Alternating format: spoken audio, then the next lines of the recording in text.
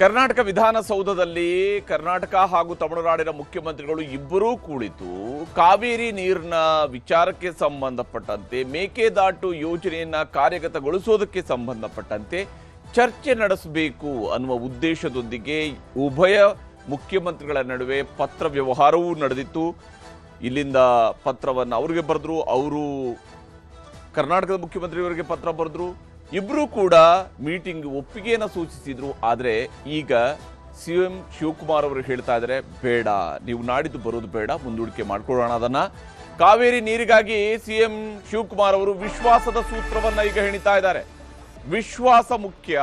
ಸದ್ಯಕ್ಕಿಲ್ಲ ವಿಜಯ್ ಅವರ ಭೇಟಿ, ಆದರೆ ಭಾನುವಾರ ಸರ್ವಪಕ್ಷದ ಸಭೆಯನ್ನ ಕರೆದಿದ್ದಾರೆ. ಭಾನುವಾರದಂದು ಸರ್ವಪಕ್ಷ ಸಭೆಯನ್ನು ಕರೆದಿದ್ದಾರೆ. ಕನ್ನಡ ಪರ ಸಂಘಟನೆಗಳು ಆಗಸ್ಟ್ 13ರಂದು ಕರ್ನಾಟಕ ಬಂದ್ಗೆ ಕರೆ ಕೊಟ್ಟಿದ್ದಾವೆ. ಆಗಸ್ಟ್ 13ರಂದು ಕರ್ನಾಟಕ ಬಂದ್ ಮಾಡಬೇಕು ಅನ್ನುವಂತಹ ತೀರ್ಮಾನಕ್ಕೆ ಕನ್ನಡ ಪರ ಸಂಘಟನೆಗಳವರು ಬಂದಿದ್ದಾರೆ.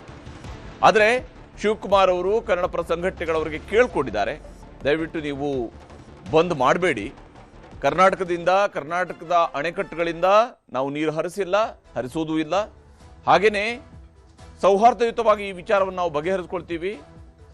ನಾವು ಸಂಕಷ್ಟ ಸೂತ್ರದ ಅಡಿಯಲ್ಲಿ ಎಷ್ಟು ನೀರು ಬಿಡಬೇಕಾಗಿತ್ತು, ನಮ್ಮಿಂದ ಎಷ್ಟು ಒಂದು ನೀರು ರಿಲೀಸ್ ಆಗಿದೆ, ಮತ್ತೆ ನಾವು ಈ ಸಂಕಷ್ಟದ ಸಮಯದಲ್ಲೂ ಕೂಡ ನಮ್ಮ ಡ್ಯಾಮ್ಗಳಲ್ಲಿ ಹೇಗೆ ನೀರನ್ನು ಉಳಿಸ್ಕೊಳ್ಳುವಂಥ ಪ್ರಯತ್ನವನ್ನು ಮಾಡ್ತಾ ಇದ್ವಿ. ಈ ವಿಚಾರದಲ್ಲಿ ಶಿವಕುಮಾರ್ ಅವರು ಮಾತನಾಡಿದ್ದಾರೆ. ಒಂದು ಕಡೆಯಲ್ಲಿ ಬಿಜೆಪಿಯವರು ಅತಿ ದೊಡ್ಡ ಪ್ರತಿಭಟನೆಯನ್ನು ಕೂಡ ಇವತ್ತು ಮಾಡಿದ್ದಾರೆ. KRSನ ಮುತ್ತಿಗೆ ಹಾಕುವಂತಹ ಕೆಲಸವನ್ನ ಬಿಜೆಪಿಯವರು ಕೂಡ ಮಾಡಿದ್ದಾರೆ. ಶಿವಸೂತ್ರ ಹೇಗಿದೆ ಅನ್ನೋದನ್ನು ನಾವು ಗಮನಿಸಬೇಕು. ತಮಿಳುನಾಡಿಗೆ ನೀರು ಬಿಟ್ಟಿಲ್ಲ, ಇದು ಶಿವಕುಮಾರ್ ಅವರು ಹೇಳ್ತಾ ಇರುವಂತಹ ಮೊದಲನೇ ಮಾತು. ನಾವು ತಮಿಳುನಾಡಿಗೆ ನಮ್ಮ ಅಣೆಕಟ್ಟುಗಳಿಂದ ನೀರು ಬಿಟ್ಟಿಲ್ಲ, ಕರ್ನಾಟಕ ಬಂದ್ ಬೇಕಾಗಿಲ್ಲ, ಈ ಕಾರಣಕ್ಕಾಗಿ ಕರ್ನಾಟಕ ಬಂದ್ ಬೇಕಾಗಿಲ್ಲ. ಭಾನುವಾರದಂದು ಸರ್ವ ಪಕ್ಷಗಳ ಸಭೆಯನ್ನ ಕರೆಯಲಾಗಿದೆ. ಎಲ್ಲ ಪಕ್ಷಗಳ ಅಭಿಪ್ರಾಯವನ್ನು ನಾವು ಸಂಗ್ರಹಿಸ್ತೀವಿ. ಮತ್ತು ಕರ್ನಾಟಕದ ನೆಲ ಜಲ ಭಾಷೆಯ ವಿಚಾರಕ್ಕೆ ಬಂದಾಗ ಕರ್ನಾಟಕ ಏನು ಹಿಂದಿನಿಂದಲೂ ಕೂಡ ಅನುಸರಿಸಿಕೊಂಡು ಬಂದಿರುವಂತಹ ಒಂದು ಸೂತ್ರ ಅಂತ ಹೇಳಿದ್ರೆ ರಾಜಕೀಯದ ಒಗ್ಗಟ್ಟು. ಆ ರಾಜಕೀಯದ ಒಗ್ಗಟ್ಟನ್ನ ಪಾಲಿಸೋದಕ್ಕಾಗಿ ಭಾನುವಾರದಂದು ಸರ್ವಪಕ್ಷ ಸಭೆ ನಡೆಯುತ್ತೆ. ಎಲ್ಲರ ವಿಶ್ವಾಸಕ್ಕೆ ಪಡೆದು ತೀರ್ಮಾನವನ್ನು ಕೈಗೊಳ್ತೀವಿ. ಇದು ಒಬ್ಬ ಮುಖ್ಯಮಂತ್ರಿಯಾಗಿ ಅದು ಒಂದು ಪಕ್ಷದ ನಾಯಕನಾಗಿ ತೆಗೆದುಕೊಳ್ಳುವಂತಹ ತೀರ್ಮಾನ ಆಗಿರೋದಿಲ್ಲ. ಇದು ಎಲ್ಲರ ವಿಶ್ವಾಸಕ್ಕೆ ತೆಗೆದುಕೊಂಡಿರುವಂತಹ ಕರ್ನಾಟಕದ ತೀರ್ಮಾನ ಆಗಬೇಕು. ಹೀಗಾಗಿ ರಾಜ್ಯದ ಹಿತಾಸಕ್ತಿ ಇಲ್ಲಿ ಅತಿ ಮುಖ್ಯ. ಯಾಕಂದ್ರೆ ಕನ್ನಡಿಗರೆಲ್ಲರದು ಕೂಡ ಹಿತಾಸಕ್ತಿ ಇರುವಂತದ್ದು ಕರ್ನಾಟಕದ ಹಿತಾಸಕ್ತಿ ಆಗತ್ತೆ. ಹಾಗಾಗಿ ಕನ್ನಡಿಗರ ಮತ್ತು ಕರ್ನಾಟಕದ ಹಿತಾಸಕ್ತಿಯನ್ನ ಕಾಪಾಡುವಂಥದ್ದು ಮುಖ್ಯ ಅನ್ನುವಂತಹ ನಿರ್ಧಾರಕ್ಕೆ ಬಂದಿದ್ದಾರೆ. ರಾಜ್ಯದ ಜನರಿಗೆ ಮೊದಲ ಆದ್ಯತೆ. ಯಾವುದೇ ತೀರ್ಮಾನಗಳನ್ನು ಕೈಗೊಳ್ಳುವಾಗ ನಮ್ಮ ರಾಜ್ಯದ ಜನರಿಗೆ, ಕನ್ನಡಿಗರಿಗೆ ಮೊದಲ ಆದ್ಯತೆ. ಹೀಗಾಗಿ ಆ ಮೊದಲ ಆದ್ಯತೆಯ ಆಧಾರದ ಮೇಲೇನೆ ನಿರ್ಧಾರ ಆಗತ್ತೆ ಹೊರತು ನಮ್ಮ ಕನ್ನಡಿಗರಿಗೆ ತೊಂದರೆ ಆಗೋದಕ್ಕೆ ಬಿಡೋದಿಲ್ಲ. ಕಾವೇರಿಯನ್ನ ಕಾಪಾಡೋದಕ್ಕೆ ನಾವು ಬದ್ಧರಿದ್ದೇವೆ. ಕಾವೇರಿ ನದಿ ನೀರನ್ನ ಕಾಪಾಡಿಕೊಳ್ಳೋದಕ್ಕೆ, ಕಾವೇರಿ ನದಿ ನೀರನ್ನ ಉಳಿಸ್ಕೊಳ್ಳೋದಕ್ಕೆ, ಬಳಸ್ಕೊಳ್ಳೋದಕ್ಕೆ ನಾವು ಬದ್ಧರಿದ್ದೇವೆ. ಕಾವೇರಿಯನ್ನ ಕಾಪಾಡಲು ಬದ್ಧ. ಜವಾಬ್ದಾರಿ ಮತ್ತು ಬದ್ಧತೆಯಿಂದ ನಿರ್ಣಯಗಳನ್ನ ಕೈಗೊಳ್ಳಲಾಗುತ್ತೆ. ಜವಾಬ್ದಾರಿ ಮತ್ತು ಬದ್ಧತೆಯಿಂದ ನಿರ್ಣಯವನ್ನ ಕೈಗೊಳ್ಳಲಾಗುತ್ತೆ ಅನ್ನುವಂತ ಹೇಳಿದ್ದಾರೆ. ಸಂಕಷ್ಟ ಸೂತ್ರ ರಾಜ್ಯಕ್ಕೂ ಕೂಡ ಅನ್ವಯ ಆಗತ್ತೆ, ಅದನ್ನ ನಾವು ಕೂಡ ಅನುಸರಿಸಬೇಕಾಗತ್ತೆ ಸಂಕಷ್ಟ ಸೂತ್ರವನ್ನ. ಆದರೆ ಪ್ರಬಲ ಕಾನೂನು ಹೋರಾಟವನ್ನ ಈ ವಿಚಾರದಲ್ಲಿ ಕರ್ನಾಟಕವು ಕೂಡ ಮಾಡ್ತಾ ಇದೆ. ನಮ್ಮ ನೀರನ್ನು ಉಳಿಸ್ಕೊಳ್ಳೋದಕ್ಕೆ, ನಮ್ಮ ಹಕ್ಕನ್ನು ಉಳಿಸ್ಕೊಳ್ಳೋದಕ್ಕೆ ಪ್ರಬಲ ಕಾನೂನು ಹೋರಾಟವನ್ನ ಕರ್ನಾಟಕವೂ ಕೂಡ ಮಾಡುತ್ತೆ ಅನ್ನೋದನ್ನ ಹೇಳಿದ್ದಾರೆ. ಈ ವಿಚಾರದಲ್ಲಿ ಮುಖ್ಯಮಂತ್ರಿಯವರು ಏನು ಹೇಳಿದ್ದಾರೆ ಅನ್ನೋದು ನಿಮ್ಗೆ ತೋರಿಸ್ತೀನಿ. ಯಾವಾಗ ನಾವು ಸರ್ಕಾರದಲ್ಲಿ ಆಳ್ತಲಿದ್ದೇವೆ, ಎಲ್ಲ ಸಂದರ್ಭದಲ್ಲೂ ಕೂಡ ನಮ್ಮ ರಾಜ್ಯದ ಹಿತವನ್ನು ನಾವು ರಕ್ಷಣೆ ಮಾಡಿಕೊಂಡೇ ನಾವು ಬಂದಿದ್ದೇವೆ. ಯಾವ ಕಾರಣಕ್ಕೂ ನಮ್ಮ ರೈತರ ಹಿತವನ್ನು ನಾವು ರಕ್ಷಣೆ ಮಾಡಿ ಯಾವ ಕೂಡ ರೈತರ ಕೈಯನ್ನು ಬಿಟ್ಟಿಲ್ಲ ನಾವು. ಇದು ನಮ್ಮ ಸರ್ಕಾರದ ಬದ್ಧತೆ, ನಮ್ಮ ರಾಜ್ಯದ ಹಿತ, ನಮ್ಮ ರೈತರ ಹಿತ ಬದ್ಧತೆ. ಇಲ್ಲಿವರೆಗೂ ಜುಲೈ ನಾವೇನು 0.6 TMC 100 ವರ್ಷದಲ್ಲಿ ಲಾಸ್ಟ್ 100 years ಇಲ್ಲಿವರೆಗೂ ಬಿಟ್ಟಿರೋದು lowest in the last 100 years. 100 ವರ್ಷದ ಇತಿಹಾಸದಲ್ಲಿ ನಾವು ಜುಲೈನಲ್ಲಿ ಇಲ್ಲಿವರೆಗೂ ರಿಲೀಸ್ ಮಾಡಿದ್ದು ಬರೀ 0.6 TMC ನೀರು ಮಾತ್ರ. ಇದು ಭಾಳ ಲೋಯೆಸ್ಟ್. ಇದನ್ನ ನಿಮ್ಮ ಮಾಹಿತಿ ಕೂಡ ನಾನು ತಿಳಿಸಬೇಕಾದ್ದು ನನ್ನ ಕರ್ತವ್ಯ ಕೂಡ ಇದೆ. ನಾವು ಯಾವ ಡ್ಯಾಮ್ ಕೂಡ ನೀರನ್ನು ಬಿಟ್ಟಿಲ್ಲ. ಇದು ರೆಗ್ಯುಲರ್ ಫ್ಲೋ ಅಲ್ಲಿ ಹೋಗಿದೆ. ಬೆಂಗಳೂರಲ್ಲಿ ಬಿಟ್ಟ ನೀರು, ಬೇರೆ ಕಡೆ ಮಧ್ಯದಲ್ಲಿ ಬಿಟ್ಟ ನೀರು ಅಲ್ಲಿ ಹೋಗಿ ತಲುಪಿದೆ. ಈಗ ನಾವು ಇದನ್ನು ಕೂಡ ಮುಂದೆ ನಿನ್ನೆ ಏನು ನಮ್ಗೆ ಆದೇಶ ಬಂದಿದೆ, ನಮ್ಮ ವಾದನ ಒಪ್ಪದೆ ಆದೇಶ ಬಂದಿದೆ, ಇದು ವಿಚಾರ ಚರ್ಚೆ ಮಾಡಲಿಕ್ಕೆ ನಾನು ಆಲ್ ಪಾರ್ಟಿ ಲೀಡರ್ಸ್ನ ಕರೆಸಿದ್ದೇನೆ, ಆಹ್ವಾನ ಕಳಿಸಿದ್ದೇನೆ. ಎಲ್ಲ ಮಾಜಿ ಮುಖ್ಯಮಂತ್ರಿಗಳು ಕೂಡ ನಾನು ಬರಬೇಕು ಅಂತೇಳಿ ರಿಕ್ವೆಸ್ಟ್ ಮಾಡಿದ್ದೀನಿ. ಆ ಭಾಗದ ಸಂಸತ್ ಸದಸ್ಯರುಗಳಿಗೆ, ಸೆಂಟ್ರಲ್ ಮಿನಿಸ್ಟರ್ಸ್ಗೆ ಮತ್ತು ನಮ್ಮ ಕೆಲವು ಮಂತ್ರಿಗಳಿಗೆ ಅದು ಕೂಡ ನಾನು ಆಹ್ವಾನವನ್ನು ಕೂಡ ನಾನು ಕಳಿಸಿದ್ದೇನೆ. ಸಂಡೇ ಅದಕ್ಕೆ ಫಿಕ್ಸ್ ಮಾಡಿದ್ದೇನೆ.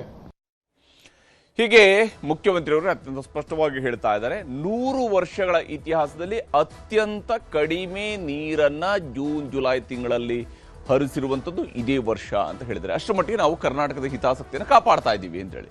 ಕಾವೇರಿಗಾಗಿ ಹೋರಾಟವನ್ನ ನಡೆಸ್ತೀವಿ, ಪ್ರಾಧಿಕಾರದ ಮುಂದೆ ಸತ್ಯದ ಅನಾವರಣ ಮಾಡುವಂತಹ ಕೆಲಸವನ್ನ ಕರ್ನಾಟಕ ಮಾಡಿದೆ, ಮಾಡುತ್ತೆ, ಮುಂದೆಯೂ ಕೂಡ ಮಾಡುವ ಕೆಲಸವನ್ನು ಮಾಡ್ತಾ ಹೋಗುತ್ತೆ. ಹಾಗೆಯೇ ಡ್ಯಾಮ್ಗಳ ನೀರಿನ ಪ್ರಮಾಣದ ಲೆಕ್ಕವನ್ನು ಕೂಡ ಸರಿಯಾಗಿ ಅಂದಾಜಿಸಲಾಗ್ತಾ ಇದೆ. ಅದನ್ನ ಸರಿಯಾದಂತಹ ಲೆಕ್ಕವನ್ನೇ ಹಾಕ್ತೀವಿ, ಸರಿಯಾದ ಲೆಕ್ಕವನ್ನೇ ಕೊಡ್ತೀವಿ. ಇದರಲ್ಲಿ ಯಾವುದೇ ರೀತಿಯಂತ ಆತಂಕ ಬೇಡ. ಮತ್ತು ಈ ವರ್ಷ ತಮಿಳುನಾಡಿಗೆ ಅತಿ ಕಡಿಮೆ ನೀರನ್ನು ನಾವು ಪೂರೈಕೆ ಮಾಡಿರುವಂಥದ್ದು. 100 ವರ್ಷಗಳ ಇತಿಹಾಸದಲ್ಲಿ ಅತ್ಯಂತ ಕಡಿಮೆ ಪ್ರಮಾಣದಲ್ಲಿ ನೀರನ್ನು ನಾವು ತಮಿಳುನಾಡಿಗೆ ಹರಿಸಿದ್ದೀವಿ. ಹಾಗಾಗಿ ಕರ್ನಾಟಕದ ಹಿತಾಸಕ್ತಿ ನಮಗೆ ಅತ್ಯಂತ ಮುಖ್ಯ. ಕಳೆದ 100 ವರ್ಷಗಳಲ್ಲೇ ಈ ಬಾರಿ ಅತ್ಯಂತ ಕಡಿಮೆ ನೀರು ತಮಿಳುನಾಡಿಗೆ ಹರಿದಿದೆ. ಅಫ್ಕೋರ್ಸ್ ಕರ್ನಾಟಕಕ್ಕೂ ಕೂಡ ಕಳೆದ 100 ವರ್ಷಗಳ ಅವಧಿಯಲ್ಲಿ ಅತ್ಯಂತ ಕೆಟ್ಟ ಮುಂಗಾರನ್ನ ಈ ವರ್ಷ ಪಡೆದಿರುವಂಥದ್ದು. ಹೀಗಾಗಿ ಜುಲೈನಲ್ಲಿ 0.6 TMC ನೀರನ್ನಷ್ಟೇ ನಾವು ರಿಲೀಸ್ ಮಾಡಿದ್ದೇವೆ. ಜುಲೈ ತಿಂಗಳಲ್ಲಿ 0.6 TMC ನೀರು ಮಾತ್ರ ನಾವು ರಿಲೀಸ್ ಮಾಡಿದ್ದೀವಿ. 1 TMC ನೀರು ಕೂಡ ಜುಲೈ ತಿಂಗಳಲ್ಲಿ ನಾವು ಅವರಿಗೆ ಕೊಟ್ಟಿಲ್ಲ. ಇದು ನಮ್ಮ ಪರಿಸ್ಥಿತಿ. ಸಂಕಷ್ಟದ ಸಮಯದಲ್ಲಿ ಕಡಿಮೆ ನೀರನ್ನ ಬಿಡಬಹುದು ಅನ್ನುವಂಥದ್ದು ಇದ್ದೇ ಇದೆ. ಅದನ್ನೇ ನಾವು ಬಳಕೆ ಮಾಡ್ಕೊಂಡಿದ್ದೀವಿ. ಅದರ ಪ್ರಕಾರವಾಗಿಯೇ ನಾವು ನೀರನ್ನ ಕಡಿಮೆ ಬಿಡುವಂತಹ ಕೆಲಸವನ್ನು ಮಾಡಿದ್ದೀವಿ. ಕಾನೂನು ಟೀಮ್ ಜೊತೆಗೂ ಕೂಡ ಹೋರಾಟದ ಬಗ್ಗೆ ನಾವು ಚರ್ಚೆಯನ್ನ ಮಾಡ್ತೀವಿ. ಕಾನೂನು ತಂಡದ ಜೊತೆಗೂ ಕೂಡ ನಾವು ಕಾನೂನು ಹೋರಾಟ ಹೇಗೆ ಮಾಡಬೇಕು ಅನ್ನೋದ್ರ ಬಗ್ಗೆ ಚರ್ಚೆ ಮಾಡ್ತೀವಿ. ಕೇಂದ್ರ ಸಚಿವರ ಸಹಕಾರವೂ ಕೂಡ ಈ ವಿಚಾರದಲ್ಲಿ ನಮಗೆ ಇದೆ. ಕೇಂದ್ರದ ಸಚಿವರುಗಳು ಕೂಡ ನಮಗೆ ಈ ವಿಚಾರದಲ್ಲಿ ಸಹಕಾರವನ್ನ ಕೊಡ್ತಾ ಇದ್ದಾರೆ. ರಾಜ್ಯದ ಹಿತವನ್ನು ಕಾಪಾಡೋದಕ್ಕೆ ನಾವೆಲ್ಲರೂ ಕೂಡ ಒಟ್ಟಾಗಬೇಕು ಅನ್ನುವಂತಹ ಅಂಶವನ್ನ ಮುಖ್ಯಮಂತ್ರಿಯವರು ಪದೇ ಪದೇ ಪ್ರಸ್ತಾಪ ಮಾಡ್ತಾ ಹೋಗಿದ್ದಾರೆ. ಸುಪ್ರೀಂ ಕೋರ್ಟ್ ಮೆಟ್ಟಿಲೇರುವ ಬಗ್ಗೆಯೂ ಕೂಡ ನಾವು ನಿರ್ಧಾರಗಳನ್ನು ತೆಗೆದುಕೊಳ್ತೀವಿ. ಸರ್ವಪಕ್ಷಗಳ ಸಭೆಯನ್ನು ಕರೆದು ಅದರಲ್ಲಿ ನಾವು ನಿರ್ಧಾರಗಳನ್ನು ಕೈಗೊಳ್ತೀವಿ.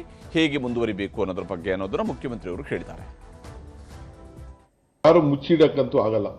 ಎಷ್ಟು ಒಳವರು ಬರ್ತಾ ಇದೆ ಅನ್ನೋದನ್ನ ನಾವ್ಯಾರು ಕೂಡ ಅದನ್ನ, ಯಾಕೆಂದ್ರೆ ಅಳತೆ KRSಲ್ಲೂ ಅವ್ರಿಗಿದೆ, ಕಬಿನಿಲೂ ಇದೆ, ಆರಂಗಿಲೂ ಇದೆ ಮತ್ತು ಹೇಮಾವತಿಲೂ ಅವ್ರಿಗಿದೆ, ಗೇಜ್ಗಳಂತೂ ಇದೆ. ಸೊ ಈಗಾಗಲೇ ಹಾರಂಗಿ 95% ತುಂಬಿದೆ, ಕಬಿನಿ 83% ಸ್ಟೋರೇಜ್ ಇದೆ, KRS 36% ಇದೆ, ಆರಂಗಿ 67% ಇದೆ. ಇದನ್ನ ನಾವು ಏನು ಹೆಚ್ಚು ಕಮ್ಮಿ ಮಾಡೋಕ್ಕಾಗಲ್ಲ. ಮೀಟ್ರು ನೀವು ಅಧಿಕಾರಿಗಳು ಆಗಲಿ ಯಾರೇ ಆಗಲಿ ಹೋಗಿರ್ತಾರೆ, ದಾಖಲೆಗಳು ಸೆಂಟ್ರಲ್ ಗೌರ್ಮೆಂಟ್ ಹತ್ರನೂ ಇದೆ, ತಮಿಳುನಾಡು ಹತ್ರನೂ ಇದೆ, ಮಾಧ್ಯಮದವ್ರ ಹತ್ರ ಇದೆ, ಎಲ್ಲರ ಹತ್ರನೂ ಈ ದಾಖಲೆ ಇದೆ. ಅವರು ಬಿಡಬೇಕು ಅಂತ ನಿನ್ನೆ ನಮ್ಮ ವಾದನ ರಿಜೆಕ್ಟ್ ಮಾಡಿದ್ದಾರೆ. ಮುಂದಕ್ಕೆ ಏನ್ ಮಾಡಬೇಕು ಅಂತ ಆಲ್ ಪಾರ್ಟಿ ಲೀಡರ್ಸ್ನ ಮೀಟಿಂಗ್ ಕರೆದಿದ್ದೇನೆ. ಫಾರ್ಮರ್ ಚೀಫ್ ಮಿನಿಸ್ಟರ್ಸು ಕರೆದಿದ್ದೇವೆ, ನಮ್ಮ ವಿರೋಧ ಪಕ್ಷದ ನಾಯಕರುಗಳನ್ನ ಕೂಡ ಕರೆದಿದ್ದೇವೆ. ಅವರೆಲ್ಲ ಬರ್ತಾರೆ, ಅವ್ರ ಸಲಹೆ ಕೂಡ ಕೇಳ್ತೀವಿ.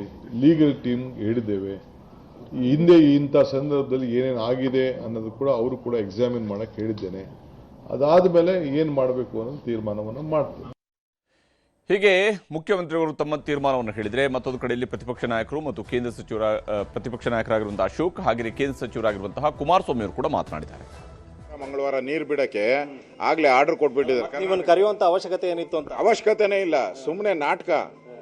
ಅಲ್ಲಿ ತಮಿಳುನಾಡು CM ಜೊತೆ ಒಂದು ಫೋಟೋ ಶೂಟು, ಇಲ್ಲಿ ಸರ್ವ ಪಕ್ಷದ ಜೊತೆ ಒಂದು ಫೋಟೋ ಶೂಟು ಅಷ್ಟೇ.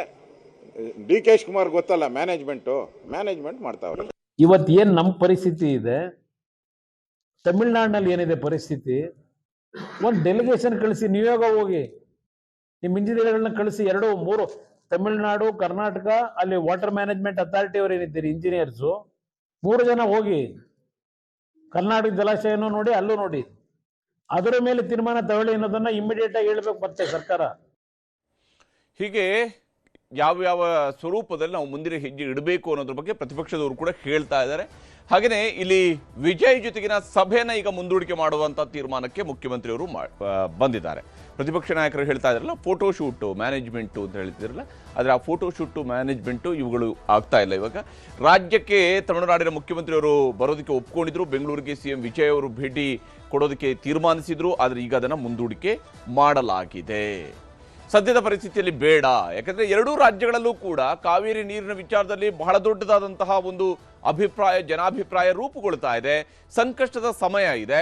ಸಂಕಷ್ಟದ ಸಮಯದಲ್ಲಿ ಕುಳಿತುಕೊಂಡು ಮೇಕೆದಾಟು ಬಗ್ಗೆ ಮಾತನಾಡಿದ್ರೂ ಕೂಡ ಅದು ವ್ಯತಿರಿಕ್ತ ಪರಿಣಾಮಗಳನ್ನು ಎರಡೂ ರಾಜ್ಯಗಳಲ್ಲಿ ಬೀರಬಹುದು ಅನ್ನೋ ಕಾರಣಕ್ಕಾಗಿ ಮುಂದೆ ಭೇಟಿ ಮಾಡೋಣ ಅನ್ನುವಂಥ ಸಂದೇಶವನ್ನು ಮುಖ್ಯಮಂತ್ರಿ ಶಿವಕುಮಾರ್ ಅವರು ಅವರಿಗೆ ರವಾನೆ ಮಾಡಿದ್ದಾರೆ. ಮಡಿಕೇರಿಯಲ್ಲಿ ಮಳೆ ಆಗ್ತಾ ಇದ್ದು ಪರಿಸ್ಥಿತಿ ಬದಲಾಗ್ತಾ ಇದೆ ಅಂತೇಳಿ ಕೂಡ ಮುಖ್ಯಮಂತ್ರಿಯವರು ಆಶಯವನ್ನು ವ್ಯಕ್ತಪಡಿಸಿದ್ದಾರೆ. ಯಾಕಂದರೆ ನಿನ್ನೆಯಿಂದಲೂ ಕೂಡ ಸ್ವಲ್ಪ ಮಟ್ಟಿಗೆ ಕೊಡಗು ಭಾಗದಲ್ಲಿ ಮಳೆ ಆಗ್ತಾ ಇದೆ, ಮಳೆ ಸುರಿತಾ ಇದೆ.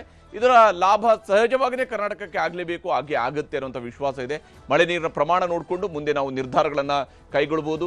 ಹೇಗೆ ನೀರನ್ನು ಬಿಡಬೇಕು, ಎಷ್ಟು ಪ್ರಮಾಣದಲ್ಲಿ ಬಿಡಬೇಕು, ಇವೆಲ್ಲದ ತೀರ್ಮಾನಗಳನ್ನು ಸರ್ಕಾರ ಮಾಡಿಕೊಡುತ್ತೆ. ಗಲಾಟೆ ಹೋರಾಟದ ಪರಿಸ್ಥಿತಿ ತಿಳಿಯಾದ ಬಳಿಕ ನಾವು ಚರ್ಚೆಯನ್ನು ಮಾಡಬಹುದು.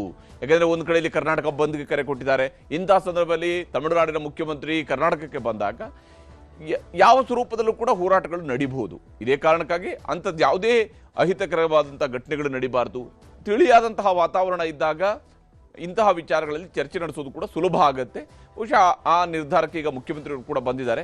ಈ ವಿಷಯದಲ್ಲಿ ಮುಖ್ಯಮಂತ್ರಿ ಏನು ಹೇಳಿದ್ದಾರೆ ಅನ್ನೋದು ನಿಮ್ಗೆ ತೋರಿಸ್ತೀನಿ. ನಮ್ಮ ತಮಿಳುನಾಡು ಚೀಫ್ ಮಿನಿಸ್ಟರ್ಗೆ ಒಂದು ರಿಕ್ವೆಸ್ಟ್ ಮಾಡ್ತಾ ಇದ್ದೀನಿ, ಸ್ವಲ್ಪ ಡೆಫರ್ ಮಾಡೋಣ ನಮ್ಮ ರಿಕ್ವೆಸ್ಟ್ನ, ಇದನ್ನು ತಮ್ಮ ವಿಸಿಟ್ನ. ಸ್ವಲ್ಪ ಇಲ್ಲಿ ನಿಮ್ಮ ನೀರಿನ ಸೌಹಾರ್ದತೆ ಸ್ವಲ್ಪ ವರ್ಣ ಕೂಡ ನಮ್ಮ ಕಡೆ ಸ್ವಲ್ಪ ತೋರಿಸ್ತಾ ಇದ್ದಾನೆ, ನಮ್ಮ ಕಡೆ ವಿಶ್ವಾಸ ವ್ಯಕ್ತಪಡಿಸ್ತಾ ಇದ್ದಾರೆ. ನೀರು ಕೂಡ ಬರ್ತಾ ಇದೆ. ಒಳ್ಳೆ ವಾತಾವರಣದಲ್ಲಿ ಒಂದು ಮೀಟಿಂಗ್ ಮಾಡೋಣ ಅಂಥೇಳಿ ನಾನು ರಿಕ್ವೆಸ್ಟ್ ಮಾಡ್ಕೊಳ್ಳಿಕ್ಕೆ ಈಗಲೇ ನನ್ನ ಕೊಲೀಗ್ಸ್ ಹತ್ರ ಎಲ್ಲ ನಾನು ಮಾತಾಡ್ತೀನಿ. ಸೊ ಇನ್ನೊಂದು ಡೇಟ್ನ ಫಿಕ್ಸ್ ಮಾಡಿಕೊಂಡು 3ನೇ ತಾರೀಕು ಬೇಡ ಈ ವಾತಾವರಣದಲ್ಲಿ ಅಂಥೇಳಿ. ಏಕೆಂದರೆ ಯಾರು ಹೊರಗಡೆ ಒಬ್ಬ ಅತಿಥಿ ಬರಬೇಕಾದ್ರೆ ನಾವು ಭಾಳ ಸೌಹಾರ್ದತೆಯಿಂದ ನಾವು ಎಲ್ಲ ರಾಜ್ಯದ ಜನತೆ ಬೆಂಗಳೂರನ್ನು ಆಕರ್ಷಣೆ ಮಾಡ್ತಾ ಇದೆ. ನಾವು ಯಾರ ಮನಸ್ಸಿಗೂ ನೋಯಿಸಬಾರ್ದು. ಸೊ ಎಮೋಷ್ನಲಿ ತೀರ್ಮಾನಗಳನ್ನು ಮಾಡೋಕ್ಕಾಗಲ್ಲ. ಇದಕ್ಕೆ ನಾನೇ ಅವ್ರಿಗೆ ರಿಕ್ವೆಸ್ಟ್ ಮಾಡಿಕೊಂಡು ಇದಕ್ಕೆ ಮುಂದಕ್ಕೆ ಹಾಕೋಣ ಅಂಥೇಳಿ ನಾನು ಅವ್ರಿಗೆ ರಿಕ್ವೆಸ್ಟ್ ಮಾಡ್ಕೊಂಡಿದ್ದೇನೆ. ಹೀಗೆ ಮುಖ್ಯಮಂತ್ರಿಯವರು ತಮಿಳುನಾಡಿನ ಮುಖ್ಯಮಂತ್ರಿಯವರ ಜೊತೆಗೆ ಮಾತುಕತೆಯನ್ನ ಮಾಡಿದ್ದಾರೆ. ಆಗಸ್ಟ್ 13 ಕರ್ನಾಟಕ ಬಂದ್ ಅಂತ ಬಂದ್ ಘೋಷಣೆ ಮಾಡಿದ್ದಾರೆ ವಾಟಾಳ್ ನಾಗರಾಜ್ ಅವರ ನೇತೃತ್ವದಲ್ಲಿ ಇವತ್ತೊಂದು ಸಭೆಯನ್ನು ನಡೆಸಲಾಯಿತು. ಕಾವೇರಿ ನೀರಿನ ಉಳಿವಿಗಾಗಿ ಕನ್ನಡ ಸಂಘಟನೆಗಳು ಹೋರಾಟವನ್ನ ನಡೆಸ್ತಾ ಇದ್ದಾರೆ. ಯಾಕಂದ್ರೆ ಕನ್ನಡಿಗರ ಹಕ್ಕು, ಕನ್ನಡಿಗರ ಹಿತಾಸಕ್ತಿ, ಕನ್ನಡಿಗರ ಬದುಕು ಇವುಗಳನ್ನು ಕಾಪಾಡಿಕೊಳ್ಬೇಕಂತ ಕೆಲಸವನ್ನ ಕನ್ನಡಿಗರು ಮಾಡಿಕೊಳ್ಳಲೇಬೇಕಾಗುತ್ತೆ. ಅದಕ್ಕಾಗಿ ತಮಿಳುನಾಡಿಗೆ ನೀರನ್ನು ಹರಿಸಿರೋದನ್ನ ವಿರೋಧಿಸಿ ಕರ್ನಾಟಕ ಬಂದ್ ಆಚರಣೆಗೆ ತೀರ್ಮಾನವನ್ನು ಕೈಗೊಳ್ಳಲಾಗಿತ್ತು. ಆಗಸ್ಟ್ 13ರಂದು ಕರ್ನಾಟಕ ಬಂದ್ಗೆ ಕನ್ನಡಪರ ಸಂಘಟನೆಗಳು ಕರೆಯನ್ನು ಕೂಡ ಕೊಟ್ಟಿದ್ದಾವೆ. ವಾಟಾಳ್ ನಾಗರಾಜ್ ಅವರ ನೇತೃತ್ವದಲ್ಲಿ ಸಭೆಯನ್ನು ನಡೆಸಲಾಯಿತು. ಇದರಲ್ಲಿ ಬಹಳ ಮುಖ್ಯವಾಗಿ ಪ್ರಾಧಿಕಾರದ ತೀರ್ಪು ಕರ್ನಾಟಕದ ಪಾಲಿಗೆ ಮರಣ ಶಾಸನ. ಇದು ಕರ್ನಾಟಕದ ಪಾಲಿಗೆ ಪ್ರಾಧಿಕಾರದ ತೀರ್ಪು ಮರಣ ಶಾಸನ. ಕರ್ನಾಟಕದ ಬಗ್ಗೆ ತಾರತಮ್ಯ ನೀತಿಯನ್ನು ಅನುಸರಿಸ್ತಾ ಇದ್ದಾರೆ. ಕರ್ನಾಟಕ ಈ ದೇಶದ ಭೂಪಟದಲ್ಲಿ ಇದೆಯೋ ಇಲ್ಲೋ ಅನ್ನೋಂತಹ ರೀತಿಯಲ್ಲಿ ವರ್ತಿಸ್ತಾ ಇದ್ದಾರೆ ಅನ್ನೋಂಥ ಆಕ್ರೋಶದ ಮಾತುಗಳು ಕೂಡ ವ್ಯಕ್ತಪಡಿಸಿದ್ದಾರೆ. ಜೊತೆಗೆ ನೀರು ಬಿಟ್ಟರೆ KRS ಸ್ಟೇಡಿಯಂ ಆಗುತ್ತೆ. ಯಾಕಂದ್ರೆ KRS ನಲ್ಲಿ ಡ್ಯಾಮ್ ಉಳ್ಕೊಳ್ಳಲ್ಲ, ಅಲ್ಲಿ ಅದು ಸ್ಟೇಡಿಯಂ ತರ ಆಗುತ್ತೆ, ಖಾಲಿ ಆಗೋಗ್ಬಿಡುತ್ತೆ, ಅದು ಮೈದಾನ ಆಗುತ್ತೆ. ಅದು ಆಲ್ರೆಡಿ ಮೈದಾನದ ಪರಿಸ್ಥಿತಿ ಇದೆ. KRS ಒಂದು ವಿಶಾಲವಾದಂತಹ ಮೈದಾನದ ರೀತಿಯಲ್ಲಿ ಕಾಣ್ತಾ ಇದೆಯಾ ಹೊರತು ಇವಾಗ ಅಲ್ಲಿ ನೀರಿಲ್ಲ. ಇನ್ನೂ ನೀರು ಬಿಟ್ಟರೆ ಸಂಪೂರ್ಣವಾಗಿ ಅದು ಮೈದಾನ ಆಗುತ್ತೆ. ಹಾಗಾಗಿ ಯಾವುದೇ ಕಾರಣಕ್ಕೂ ಕೂಡ ನೀರನ್ನು ಹರಿಸಬಾರದು ಅನ್ನುವಂತಹ ಆಗ್ರಹವನ್ನ ವಾಟಾಳ್ ನಾಗರಾಜ್ ಅವರು ಮಾಡಿದ್ದಾರೆ. ಭಾರಿ ಹೋರಾಟ ಮುಂದಿನ ತಿಂಗಳು 13ನೇ ತಾರೀಕು, ಮುಂದಿನ ತಿಂಗಳು 13ನೇ ತಾರೀಕು ಗುರುವಾರ, ಮುಂದಿನ ತಿಂಗಳು 13ನೇ ತಾರೀಕು ಬೆಳಿಗ್ಗೆ 6ರಿಂದ ಸಂಜೆ 6ರವರೆಗೆ ಅಖಂಡ ಕರ್ನಾಟಕ ಬಂದ್. ಹೌದೌದು. ನಾವು ಇಲ್ಲಿ ದಯಮಾಡಿ ನಾನು ಮುಖ್ಯಮಂತ್ರಿ ಆದರೆ ನೀರು ಬಿಡಲ್ಲ, ನಾನು ಮುಖ್ಯಮಂತ್ರಿ ಆದರೆ ನೀರು ಬಿಡಲ್ಲ, ನಾನು ಮುಖ್ಯಮಂತ್ರಿ ಆದರೆ ನೀರು ಬಿಡಲ್ಲ. ವಿಶ್ವಾಸ ಸಾಗರ ಸಂಪೂರ್ಣ ಮೈದಾನ ಆಗುತ್ತೆ. ಅದನ್ನು ನಾವು ಈಗ ಡಿ ಕೆ ಶಿವಕುಮಾರ್ ಅವರು ಈ ಆನೇಕಲ್ ಹತ್ರ ಸ್ಟೇಡಿಯಂ ಮಾಡಬೇಕು ಅಂತಿದ್ದಾರೆ. ಅದ್ರ ಬದಲು KRS ನಲ್ಲಿ ಸ್ಟೇಡಿಯಂ ಮಾಡಬೇಕು ಒಳ್ಳೆಯದು, ಯಾಕಂದ್ರೆ ನೀರೇ ನಿಲ್ಲುವಾಗ. ಅದರಿಂದ ಇಂಟರ್ನ್ಯಾಷನಲ್ ಸ್ಟೇಡಿಯಂ ಮಾಡಿ ಬಂದಾಡಿ ಅಂತೇಳಿ ನಮ್ಮ ಹೆಣದ ಮೇಲೆ, ನಮ್ಮ ಸಮಾಜ ಮೇಲೆ ಇದು ಮಾಡಬೇಕು. ಹೀಗೆ ವಾಟಾಳ್ ನಾಗರಾಜ್ ಅವರು ಯಾವಾಗ ಕ್ರಿಕೆಟ್ ಸ್ಟೇಡಿಯಂ ಮಾಡುವಂತಹ ಸಲಹೆಯನ್ನು ಕೊಟ್ಟಿದ್ದಾರೋ, ಕರ್ನಾಟಕ ಬಂದನ್ನು ಘೋಷಣೆ ಮಾಡಿದ್ದಾರೋ, ಈ ಸಂದರ್ಭದಲ್ಲಿ ಮುಖ್ಯಮಂತ್ರಿಗಳು ಕೂಡ ಮಾತನಾಡಿದ್ದಾರೆ. ಬಂದ್ ಮಾಡಬೇಡಿ ಅನ್ನುವಂತಹ ಮನವಿಯನ್ನು ಮುಖ್ಯಮಂತ್ರಿಯವರು ಮಾಡಿದ್ದಾರೆ. 13ನೇ ತಾರೀಕು ಬಂದು ಕೂಡ ಅಂತ ಮಾತು ಕೂಡ ನಾನು ಕೇಳ್ತಾ ಇದ್ದೀನಿ, ನಾನು ರಿಕ್ವೆಸ್ಟ್ ಮಾಡ್ತಾ ಇದ್ದೀನಿ. ಇದೆಲ್ಲ ಅವಶ್ಯಕತೆ ಇಲ್ಲ, ನಾವೇ ನಿಮ್ಮ ಪರ ಇದೆ. ಈ ಬಂದಿಂದ ನಿಮ್ಗೆ ಯಾವ ಪರಿಹಾರ ಕೂಡ ಸಿಕ್ಕುದಿಲ್ಲ. ಈ ಬಂದ್ ಮಾಡಲಿಂದ ಈಗ ಕಾನೂನು ವ್ಯವಸ್ಥೆ ಬೇರೆ ಇದೆ, ಕೋರ್ಟ್ ಆದೇಶಗಳು ಬೇರೆ ಇದೆ. ಈ ಬಂದ್ ಮಾಡಿದ್ರೆ ಜನರಿಗೆ ಯಾವ ರೀತಿ ತೊಂದರೆ ಆಗ್ತದೆ ಅಂತ ಕೂಡ ತಾವೆಲ್ಲ ಆಲೋಚನೆಯನ್ನು ಮಾಡಬೇಕು. ದಯವಿಟ್ಟು ಇಂಥ ತೀರ್ಮಾನಗಳನ್ನು ಮಾಡಬಾರದು ಅಂತೇಳಿ ನಮ್ರತೆಯಿಂದ ಸರ್ಕಾರದ ಪರವಾಗಿ ನಾನು ಮನವಿ ಮಾಡ್ತೇನೆ. ಹೀಗೆ ಮುಖ್ಯಮಂತ್ರಿಯವರು ನಮ್ರತೆಯಿಂದ ಮನವಿಯನ್ನ ಮಾಡಿಕೊಂಡಿದ್ದಾರೆ. ಆದರೆ ಇಲ್ಲಿ ಮಂಡ್ಯದಲ್ಲಿ ಕಾವೇರಿ ಹೋರಾಟಕ್ಕೆ ಕೇಸರಿ ಪಡೆಯವರು ಕೂಡ ಇಳಿದಿದ್ರು. ಕಮಲ ಪಡೆಯವರು ಇವತ್ತು ಹೋರಾಟವನ್ನು ನಡೆಸಿದ್ದಾರೆ. ವಿಶೇಷವಾಗಿ ಕಾವೇರಿ ನದಿ ನೀರನ್ನು ಹರಿಬಿಡಲಾಗ್ತಾ ಇದೆ ಅನ್ನುವಂತಹ ಕಾರಣವನ್ನು ಮುಂದಿಟ್ಟುಕೊಂಡು KRSಗೆ ಮುತ್ತಿಗೆ ಹಾಕುವಂತಹ ಕೆಲಸವನ್ನು ಮಾಡಿದರು. ಮಂಡ್ಯ DC ಕಚೇರಿ ಮತ್ತು KRSನಲ್ಲಿ BJPಯ ನಾಯಕರುಗಳು ಪ್ರತಿಭಟನೆಯನ್ನು ಹಮ್ಮಿಕೊಂಡಿದ್ದರು. BJP ರಾಜ್ಯಾಧ್ಯಕ್ಷ BY ವಿಜೇಂದ್ರ ಮತ್ತು ಅವರ ತಂದೆ BS ಯಡಿಯೂರಪ್ಪನವರ ನೇತೃತ್ವದಲ್ಲಿ ಈ ಹೋರಾಟವನ್ನು ನಡೆಸಲಾಯಿತು. ಅಶೋಕ್ ಅವರು ಕೂಡ ಇದ್ದರು, ಹಾಗೆಯೇ ಸುಮಲತಾ ಅವರು ಇದ್ದರು, ಬೇರೆ ಬೇರೆ ನಾಯಕರುಗಳು ಇದರಲ್ಲಿ ಭಾಗಿಯಾಗಿದ್ದರು. KRS ಬಳಿಯಲ್ಲಿ BJP ನಾಯಕರು ಒಂದು ದೊಡ್ಡ ಹೋರಾಟವನ್ನು ಮಾಡುವಂತಹ ಕೆಲಸವನ್ನು ಮಾಡಿದರು. KRS ಡ್ಯಾಮ್ಗೆ ಮುತ್ತಿಗೆ ಹಾಕೋದಿಕ್ಕೆ ಯತ್ನವನ್ನು ಮಾಡಿದರು. ಪೊಲೀಸರು ಅವರಿಗೆ ತಡೆ ಒಡ್ಡುವಂತಹ ಕೆಲಸವನ್ನು ಮಾಡಿದರು. ಪೊಲೀಸರು ಮತ್ತು BJPಗರ ನಡುವೆ ನೂಕಾಟ ತಳ್ಳಾಟಗಳು ಕೂಡ ನಡೆದವು. ನಂತರ ಅವರೆಲ್ಲರೂ ಕೂಡ ವಶಕ್ಕೆ ಪಡೆಯುವಂತಹ ಕೆಲಸವನ್ನು ಪೊಲೀಸರು ಮಾಡಿದ್ದಾರೆ. BJP ನಾಯಕರನ್ನ ವಶಕ್ಕೆ ಪಡೆದು ಪೊಲೀಸರು ಕರೆದೊಯ್ಯುವಂತಹ ಕೆಲಸವನ್ನು ಮಾಡಿದರು. ಆದರೆ ಸರ್ಕಾರದ ವಿರುದ್ಧ ಘೋಷಣೆಗಳನ್ನು BJP ನಾಯಕರುಗಳು ಮೊಳಗಿಸಿದ್ದಾರೆ. ಇವತ್ತು ರೈತರ ಹೋರಾಟವನ್ನ, ರೈತರನ್ನ ಹತ್ತಿಕ್ಕಂತ ಕೆಲಸ ಮಾಡ್ತಾ ಇದ್ದಾರೆ. ಭಾರತೀಯ ಜನತಾ ಪಾರ್ಟಿ ಶಾಂತಿಯುತವಾಗಿ ಈ ಭಾಗದ ರೈತರಿಗೆ ನೀರನ್ನ ಕೊಡಬೇಕು, ರಕ್ಷಣೆ ಮಾಡಬೇಕು ಅಂತ ಹೇಳಿದ್ರೆ ಇವತ್ತು ಪೊಲೀಸರನ್ನ ಬಳಸಿಕೊಂಡು ನಮ್ಮ ಹೋರಾಟನ ಹತ್ತಿಕ್ಕಂತ ಕೆಲಸ ಕಾಂಗ್ರೆಸ್ ಸರ್ಕಾರ. ಹೀಗೆ ಇಲ್ಲಿ ಹೋರಾಟ ನಡೀತಾ ಇದೆ, ಆಗ್ರಹಗಳಿದ್ದಾವೆ. ಯಾವುದೇ ಕಾರಣಕ್ಕಾಗಿಯೂ ಕೂಡ ಕಾವೇರಿ ನೀರನ್ನು ತಮಿಳುನಾಡಿಗೆ ಹರಿಸೋದಿಲ್ಲ, ಅಣೆಕಟ್ಟುಗಳಿಂದ ನೀರನ್ನು ಹರಿಸೋದಿಲ್ಲ, ಪರಿಸ್ಥಿತಿ ಸುಧಾರಿಸಿದ ಮೇಲೆ ಮಾತ್ರ ನೀರು ಬಿಡ್ತೀವಿ ಅನ್ನುವಂತಹ ಭರವಸೆಯನ್ನು ಕರ್ನಾಟಕ ಸರ್ಕಾರವು ಕೂಡ ರಾಜ್ಯದ ಜನರಿಗೆ ಕೊಡ್ತಾ ಇರುವಂಥದ್ದು. ಇಲ್ಲಿ ಶಾಸಕರ ಪರವಾಗಿ ಜಯಘೋಷವನ್ನು ಮೊಳಗಿಸ್ತಾ ಇರುವಂಥವ್ರು ಕೂಡ ಅರ್ಥ ಮಾಡ್ಕೊಳ್ಬೇಕಾಗಿರೋದು, ಅವರೇನು ಸ್ವಾತಂತ್ರ್ಯ ಹೋರಾಟ ಮಾಡಿ ಜೈಲಿಗೆ ಹೋದಂಥವರಲ್ಲ, ಅಥವಾ ಜನರಿಗೆ ಕಾವೇರಿಯಲ್ಲಿ ನೀರು ಬಿಡ್ತಾ ಇದ್ದಾರೆ, ಕಾವೇರಿ ನೀರನ್ನು ಉಳಿಸ್ಕೊಳ್ಬೇಕು ಅಂತೇಳಿ ಹೋರಾಟ ನಡೆಸಿ ಜೈಲಿಗೆ ಹೋದಂಥವರಲ್ಲ. ಅವರು ಕೂಡ ಜೈಲಿಗೆ ಹೋಗಿರುವಂಥದ್ದು ಕೊಲೆ ಕೇಸಿನಲ್ಲಿ ಅಪರಾಧಿ ಅನ್ನುವ ಕಾರಣಕ್ಕಾಗಿ ಕೆಳ ಹಂತದ ನ್ಯಾಯಾಲಯ, ವಿಶೇಷ ನ್ಯಾಯಾಲಯ ತೀರ್ಪನ್ನು ಕೊಟ್ಟದರ ಕಾರಣಕ್ಕಾಗಿ ಅವರು ಜೈಲಿಗೆ ಹೋಗಿರುವಂಥದ್ದು. ಆದರೆ ಅವರ ಪರವಾಗಿರ್ತಕ್ಕಂಥ ಬೆಂಬಲಿಗರು ಪಟಾಕಿ ಸಿಡಿಸಿ ಸಂಭ್ರಮಿಸುವಂಥದ್ದು ಅದೇ ರೀತಿಯೂ ಗೊತ್ತಿಲ್ಲ. ಈಗ ಹೈಕೋರ್ಟ್ ಅವರಿಗೆ ರಿಲೀಫ್ ಕೊಟ್ಟಿದೆ ಹೊರತು ಅವ್ರನ್ನ ನಿರಪರಾಧಿ ಅಂತೇಳಿ ಘೋಷಣೆ ಮಾಡಿಲ್ಲ. ಇಂತಹ ಸಂದರ್ಭದಲ್ಲಿ ಕಾಂಗ್ರೆಸ್ ಶಾಸಕ ವಿನಯ್ ಕುಲಕರ್ಣಿಗೆ ನಿಜಕ್ಕೂ ಕೂಡ ಇದೊಂದು ದೊಡ್ಡ ರಿಲೀಫ್. ಅವ್ರಿಗೆ ಇವತ್ತು ಸಿಕ್ಕಿರುವಂಥದ್ದು ಅಕ್ಷರಶಃ ದೊಡ್ಡ ರಿಲೀಫ್. ಯಾಕಂದರೆ ಅವರಿಗೆ ಜೀವಾವಧಿ ಶಿಕ್ಷೆ ಏನು ನೀಡಲಾಗಿತ್ತು, ಆ ಜೀವಾವಧಿ ಶಿಕ್ಷೆಯನ್ನು ರದ್ದುಗೊಳಿಸಿ ಜಾಮೀನನ್ನು ಮಂಜೂರು ಮಾಡಲಾಗಿದೆ. ಕೊಲೆ ಕೇಸ್ನ ದೋಷಿ ಎನ್ನುವಂತಹ ತೀರ್ಪಿಗೂ ಕೂಡ ಈಗ ತಡೆಯಾಜ್ಞೆಯನ್ನು ಕೊಡಲಾಗಿದೆ. ದೋಷಿ ಎನ್ನುವಂತಹ ತೀರ್ಪಿಗೆ ತಡೆಯಾಜ್ಞೆಯನ್ನು ಕೊಡಲಾಗಿದೆ. ಸದ್ಯಕ್ಕೆ ಇದು ವಿಚಾರಣೆಯ ಹಂತಕ್ಕೆ ಮತ್ತೆ ಇದು ಮರಳಿರುವಂಥದ್ದು. ಈ ಒಂದು ಪ್ರಕರಣ ವಿಚಾರಣೆಯ ಹಂತಕ್ಕೆ ಮರಳುತ್ತೆ. ಅವರ ವಿರುದ್ಧದ ತೀರ್ಪಿಗೆ ತಡೆಯನ್ನು ಹೈಕೋರ್ಟ್ ಕೊಟ್ಟಿದೆ. ಕುಲಕರ್ಣಿಗೆ ಒಂದು ದೊಡ್ಡ ರಿಲೀಫ್ ಸಿಕ್ಕಿದೆ. ಈಗಾಗಲೇ ಅವರು ಅನರ್ಹ ಶಾಸಕರಾಗಿದ್ದರು, ಶಾಸಕ ಸ್ಥಾನದಿಂದ ಅನರ್ಹಗೊಂಡಿದ್ರು. ಆದರೆ ಈಗ ಮತ್ತೆ ಅವರು ಶಾಸಕರಾಗಿದ್ದಾರೆ. BJPಯ ಮುಖಂಡರಾಗಿದ್ದಂತಹ ಯೋಗೇಶ್ ಗೌಡರ ಅವರ ಕೊಲೆ ಕೇಸ್ನಲ್ಲಿ ವಿನಯ್ ಕುಲಕರ್ಣಿಗೆ ಈಗ ಬಿಗ್ ರಿಲೀಫ್ ಸಿಕ್ಕಿರುವಂಥದ್ದು. ಜನಪ್ರತಿನಿಧಿಗಳ ಕೋರ್ಟ್ ವಿಧಿಸಿದ್ದಂತಹ ಜೀವಾವಧಿ ಶಿಕ್ಷೆಯನ್ನ ಹೈಕೋರ್ಟ್ ರದ್ದು ಮಾಡಿದೆ. ಹೈಕೋರ್ಟ್ ಈ ಜೀವಾವಧಿ ಶಿಕ್ಷೆಯನ್ನ ರದ್ದು ಮಾಡಿದೆ. ಅಷ್ಟೇ ಅಲ್ಲದೆ ಹೈಕೋರ್ಟ್ನಿಂದ ಮಧ್ಯಂತರ ಜಾಮೀನು ಕೂಡ ಮಂಜೂರಾಗಿದ್ದು ಜೀವಾವಧಿ ಶಿಕ್ಷೆಯನ್ನ ಅಮಾನತಿನಲ್ಲಿ ಇಡಲಾಗಿದೆ. ಜೀವಾವಧಿ ಶಿಕ್ಷೆಯನ್ನು ಅಮಾನತಿನಲ್ಲಿಡಲಾಗಿದೆ. ಕೊಲೆ ಕೇಸಿನ ವಿನಯ್ ಕುಲಕರ್ಣಿ ಸೇರಿ 4 ಜಾಮೀನುಗಳು ಮಂಜೂರಾಗಿರುವಂಥದ್ದು. ಕೊಲೆ ಕೇಸಿನಲ್ಲಿ ಈಗ ವಿನಯ್ ಕುಲಕರ್ಣಿಗೆ ಜಾಮೀನು ಮಂಜೂರಾಗಿದೆ. ಚಂದ್ರಶೇಖರ್ ಇಂಡಿ, ದಿನೇಶ್ ಮತ್ತು ಚೆನ್ನಕೇಶವ ಟಿಂಗ್ಲಿಕರ್ ಇವರುಗಳು ಕೂಡ ಈ ಒಂದು ಕೊಲೆಯಲ್ಲಿ ಭಾಗಿಯಾದಂತಹವರು ಅನ್ನುವಂಥ ಆರೋಪಿಗಳೇನಿದ್ವು ಅವರಿಗೂ ಕೂಡ ಈಗ ಜಾಮೀನು ಮಂಜೂರಾಗಿದೆ. ಹೈಕೋರ್ಟ್ ಈ ಸಂದರ್ಭದಲ್ಲಿ ಕೆಲವು ಷರತ್ತುಗಳನ್ನು ಹಾಕಿದೆ. 2 ವ್ಯಕ್ತಿಗಳ ಶ್ಯೂರಿಟಿಯನ್ನ ಕೇಳಿರುವಂತಹದ್ದು, ಹಾಗೆಯೇ ಭದ್ರತೆಗಾಗಿ 5 ಲಕ್ಷ ರೂಪಾಯಿಗಳ ಬಾಂಡನ್ನು ಇಡಬೇಕು ಅನ್ನೋದನ್ನು ಹೇಳಿದೆ. ಜೊತೆಗೆ ದೇಶ ಬಿಟ್ಟು ಹೋಗುವಂತಿಲ್ಲ ಅನ್ನುವಂತಹ ಸೂಚನೆಯನ್ನ ನೀಡಿದೆ. ಹಾಗೂ ವಿದೇಶಕ್ಕೆ ಹೋಗುವುದಕ್ಕೆ ಕೋರ್ಟಿನ ಅನುಮತಿ ಕಡ್ಡಾಯ ಅನ್ನೋದನ್ನು ಕೂಡ ಈ ಸಂದರ್ಭದಲ್ಲಿ ಕೋರ್ಟ್ ಹೇಳಿರುವಂಥದ್ದು. ಸೆಷನ್ಸ್ ಕೋರ್ಟ್ನಲ್ಲಿ ಜಾಮೀನು ಪ್ರಕ್ರಿಯೆ ಪೂರ್ಣಗೊಳಿಸಬೇಕು ಅನ್ನುವಂತಹ ಸೂಚನೆಯನ್ನ ಈಗ ಹೈಕೋರ್ಟ್ ವಿನಯ್ ಕುಲಕರ್ಣಿ ಅವರಿಗೆ ಸೂಚಿಸಿದೆ.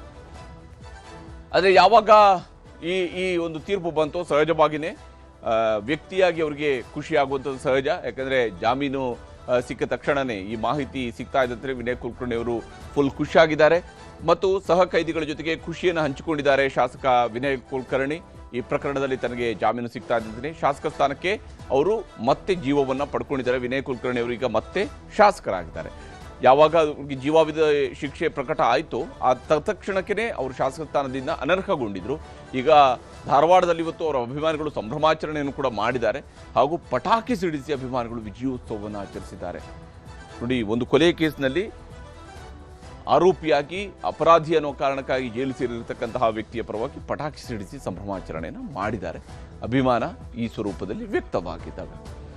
ಈ ವಿಚಾರದಲ್ಲಿ ವಕೀಲರು ಏನು ಹೇಳಿದ್ದಾರೆ ಮತ್ತು ಕುಟುಂಬದ ಸದಸ್ಯರುಗಳು, ಅದರಲ್ಲೂ ವಿಶೇಷವಾಗಿ ಯೋಗೇಶ್ ಗೌಡರ ಕುಟುಂಬ ಸದಸ್ಯರು ಏನು ಹೇಳಿದ್ದಾರೆ ಅನ್ನೋದು ಕೂಡ ನಿಮಗೆ ತೋರಿಸ್ತಾರೆ. ಇವತ್ತು ವಿನಯ್ ಕುಲಕರ್ಣಿ ಅವರ ಯೋಗೇಶ್ ಗೌಡ ಹತ್ಯೆ ಪ್ರಕರಣದಲ್ಲಿ ವಿನಯ್ ಕುಲಕರ್ಣಿ ಮತ್ತೆ ಇತರ ಆರೋಪಿಗಳು ಜಾಮೀನು ಅರ್ಜಿ ಮತ್ತೆ ವಿನಯ್ ಕುಲಕರ್ಣಿ ಸಂಬಂಧಪಟ್ಟಂತೆ ಶಿಕ್ಷೆಗೆ ಅಂದ್ರೆ ಇಂತ ಏನು ವಿಶೇಷ ನ್ಯಾಯಾಲಯ ಏನು ಶಿಕ್ಷೆ ಕೊಟ್ಟಿತ್ತು ಅದಕ್ಕೆ ತಡೆ ಕೊಡಬೇಕು ಅಂತ ನಮ್ದು 2 ಅರ್ಜಿಗಳು ಸಲ್ಲಿಸಿದ್ವಿ. ಆ 2 ಅರ್ಜಿಗಳನ್ನ ಮಾನ್ಯ ವಿಭಾಗೀಯ ಪೀಠ ಅಂದ್ರೆ ಡಿವಿಷನ್ ಬೆಂಚ್ ನ ಹೈಕೋರ್ಟ್ ನ ಡಿವಿಷನ್ ಬೆಂಚ್ ಇವತ್ತು ಅಲೋ ಮಾಡಿ ಒಂದಷ್ಟು ಕಂಡೀಷನ್ಸ್ ಸಹ ಇಂಪೋಸ್ ಮಾಡಿದೆ. ಯಾವುದೇ ರೀತಿಯ ಎಲ್ಲಷ್ಟು ಸಹ ಪಾತ್ರ ಅವರದು ಈ ಪ್ರಕರಣದಲ್ಲಿ ಇಲ್ಲ ಅನ್ನೋದು ಪ್ರಮುಖವಾಗಿ ಸಿ ವಿ ನಾಗೇಶ್ ಸರ್ ಅವರು ವಾದ ಮಂಡನೆ ಮಾಡಿದ್ರು. ಎಲ್ಲಾ ಅಂಶಗಳನ್ನ ಪರಿಗಣನೆ ಮಾಡಿ ಇವತ್ತು ಮಾನ್ಯ ಉಚ್ಚ ನ್ಯಾಯಾಲಯ ಮೇಲ್ನೋಟಕ್ಕೆ ಸಾಕ್ಷ್ಯಾಧಾರಗಳು ಕಂಡು ಬರ್ತಾ ಇಲ್ಲ ಅನ್ನೋ ಅಂಶಗಳನ್ನ ಪರಿಗಣನೆ ಮಾಡಿ ಇವತ್ತು ವಿನಯ್ ಕುಲಕರ್ಣಿ ಅವರಿಗೆ ಶಿಕ್ಷೆಯನ್ನ ಅಮಾನತಿನಲ್ಲಿಟ್ಟು ಅವರಿಗೆ ಇವತ್ತು ಜಾಮೀನು ಮಂಜೂರು ಮಾಡಿದೆ. ಹಾಗೆ ಕೆಳಹಂತದ ನ್ಯಾಯಾಲಯ ವಿಶೇಷ ನ್ಯಾಯಾಲಯ ಏನು ತೀರ್ಪು ಕೊಟ್ಟಿತ್ತು, ಈ ಜೀವಾವಧಿ ಶಿಕ್ಷೆ ಕೊಟ್ಟಿತ್ತು, ಆ ಜೀವಾವಧಿ ಶಿಕ್ಷೆಗೆ ತಡೆ ನೀಡಿದೆ. ಇವತ್ತು ದೇವ್ರ ಅವ್ರು ಒಳ್ಳೇದು ಮಾಡಿದ್ರೆ ಅವ್ರಿಗೆ ಒಳ್ಳೇದಾಕೈತಿ, ಕೆಟ್ಟದ್ದು ಮಾಡಿದ್ರೆ ಕೆಟ್ಟದ್ದಾಕೈತಿ. ಆದ್ರೆ ಜನಕ್ಕೆ ಆಮೇಲೆ ನಂಗೆ ಏನು ಮಾತಾಡೋರಲ್ಲ ಅವ್ರಿಗೆಲ್ಲರಿಗೂ ಹೇಳೋದೇನಂತಂದ್ರೆ ದುಡ್ಡು ತಿಂದಾಳ ಮಲ್ಲಮ್ಮ ದುಡ್ಡು ತೊಗೊಂಡಾಳ ಅಂತೇಳಿ ಏನಂದಾರಲ್ಲ ಅವ್ರಿಗೆಲ್ಲ ಇದೊಂದು ತಕ್ಕ ಪಾಠ. ನಾ ಯಾವ ದುಡ್ಡು ತೊಗೊಂಡಿಲ್ಲ ಯಾವುದಿಲ್ಲ. ಆ ದುಡ್ಡು ತೊಗೊಂಡಿದ್ರೆ ಇವತ್ತಿನ ಮೆಟ್ಟಿಗೆ ನಾ ಹಗಲಿ ರಾತ್ರಿ ಹೊಲ್ದಾಗ ದುಡಿತಿರ್ಕಿಲ್ಲ. ಇವತ್ತು ಅವ್ರಿಗೇನು ಉತ್ತರ ಕೊಡಬೇಕು ನ್ಯಾಯಾಲಯ ಕೊಟ್ಟನಿ, ನ್ಯಾಯಾಧೀಶರ ಕೊಟ್ಟಾರ. ಸುಪ್ರೀಂ ಕೋರ್ಟಿಗೆ ಏನಾದರೂ ಹೋಗ್ತೀರಿ ಅಥವಾ ಇಲ್ಲ? ಇಲ್ಲ, ನಾನು ಹೋಗಂಗಿಲ್ಲ, ನಾನು ಅಲ್ಲಿ ಹೋಗಂಗಿಲ್ಲ. ನಮ್ಗೆ ಈ ಥರ ಆಕೈತಿ ಅನ್ನುವಂಥದ್ದು ಭರವಸೆ ನಮಗೇನು ಇದ್ದಿದ್ದಿಲ್ಲ. ಯಾಕಂದ್ರೆ ಎಲ್ಲರಿಗೂ ಬಡವರಿಗೆ ಒಂದು ಕಾನೂನು, ಶ್ರೀಮಂತರಿಗೆ ಒಂದು ಕಾನೂನು ಅನ್ನುವಂಥ ಭರವಸೆ ನಮಗಾಗಿತ್ತು. ಈಗ ಅದು ಯಾವ ಥರ ಅವರು ಆದೇಶ ಕೊಟ್ಟಾರ ಅನ್ನುವಂಥದ್ದು ನಮಗೇನು ಗೊತ್ತಿಲ್ಲ. ಈಗ ಅದ್ರ ಪ್ರಕಾರ ನಾವು ಅವರ ಆದೇಶ ಏನು ಮಾಡ್ಯಾರ ಅದನ್ನು ತೊಗೊಂಡು ನಾವು ಸುಪ್ರೀಂ ಕೋರ್ಟ್ ಚಾಲೆಂಜ್ ಹೋರಾಟ ನಿರಂತರ ಕಂಟಿನ್ಯೂ ಇರತ್ತಂತೀರ? ನಾವು ಹೋರಾಟ, ನಮಗೆ ನ್ಯಾಯ ಸಿಗೋವರೆಗೆ ಹೋರಾಟ ನಾವು ಮಾಡೇ ಮಾಡ್ತೀವಿ ಅನ್ನುವಂಥ ಭರವಸೆ. ಕ್ರಿಮಿನಲ್ ಪ್ರಕರಣಗಳಲ್ಲಿ ಭಾಗಿಯಾದವರಿಗೆ ಜಾಮೀನು ಸ್ಟೇ ದೂರ ಹೋಗಲಿ, ಜಾಮೀನು ಕೂಡ ಸಿಗಬಾರ್ದು. ಆದರೂ ಕೂಡ ನ್ಯಾಯಾಲಯ ಕೊಟ್ಟಿದೆ. ಈಗ ನ್ಯಾಯಾಲಯ ಕೊಟ್ಟಿದೆ ಅಂತ ಕೇಳಿದಾಗ ಅದನ್ನು ನಾವು ಗೌರವಿಸಲೇಬೇಕು. ಯಾವ ಅಂಶಗಳ ಆಧಾರದ ಮೇಲೆ ನ್ಯಾಯಾಲಯ ಕೊಟ್ಟಿದೆ ಅನ್ನೋದನ್ನು ನಾವು ಗಮನಿಸಿ, ನಾವು ಈಗಾಗಲೇ ಗುರುನಾಥ ಗೌಡರ ಜೊತೆ ನಾವು ಮಾತುಕತೆ ಮಾಡಿದ್ದೀವಿ, ಗುರುನಾಥ ಗೌಡರು ನಾವು ಡಿಸ್ಕಸ್ ಮಾಡಿದ್ದೀವಿ. ಅದನ್ನು ಗಮನಿಸಿ ನಾವು ಸುಪ್ರೀಂ ಕೋರ್ಟ್ ಮೊರೆ ಹೋಗ್ತೀವಿ, ಅದನ್ನು ಈ ಆದೇಶವನ್ನು ಚಾಲೆಂಜ್ ಮಾಡಿ. ಹೀಗೆ ಈ ಪ್ರಕರಣದಲ್ಲಿ ಕಾನೂನು ಹೋರಾಟ ಮತ್ತೆ ಮುಂದುವರಿಯುತ್ತೆ. ವಿನಯ್ ಕುಲಕರ್ಣಿಗೆ ಸದ್ಯಕ್ಕೆ ರಿಲೀಫ್ ಸಿಕ್ಕಿದೆ. ಶಾಸಕರಾಗಿ ಅವರು ಮುಂದುವರಿಯೋದಕ್ಕೆ ಯಾವುದೇ ಅಡ್ಡಿ ಆತಂಕಗಳು ಇಲ್ಲ. ಇದಾಗಿತ್ತು ಇವತ್ತಿನ ಚದುರಂಗ. ನಮಸ್ಕಾರ.